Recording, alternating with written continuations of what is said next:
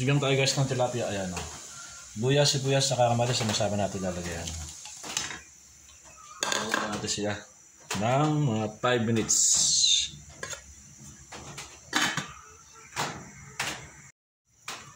Guys, nagpakulo tayo ng kamatis, sibuyas, saka luya. Ayan. Magsisigang tayo ng tilapia. Sigang tayo ng tilapia. Ayan. Lapit muna natin pakuluan yung luya, saka sibuyas at kamatis. Tikman natin. Ayos. Tapos lalagay natin yung ating malalaking tilapia. Ayan. Lalaki. Hindi ko na guys pinutol yan. Dire-diretso na yan. Na ganyang kalalaki. Ayan. Wala na putol-putol. Tigit-tigisan naman kami yan eh. Ayan. Saka natin ilalagay yung tsampalok.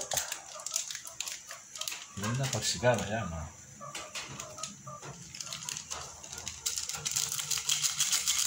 Magiging natin sambo.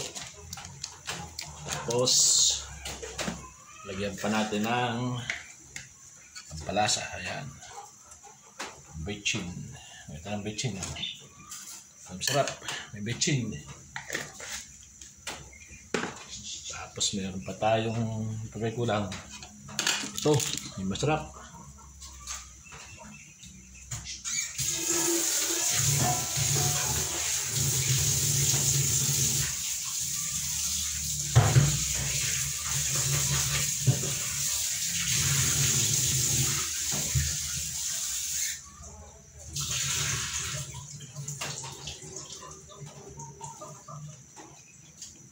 Ang masarap. Ayan o. Talbos ng kamote. Sama-sama na sila lahat dyan. Labo-labo na sila. Yan. Saka natin tatakpang guys yan. At lastly, titikman. Yan guys, takpan mo natin para ating titikman mamaya. Yan guys, kumulo na siya. Atin naman ngayon titikman. Yan. Sabaw pa lang. Ulam na. Oh. Mantika sa sabaw. Oh.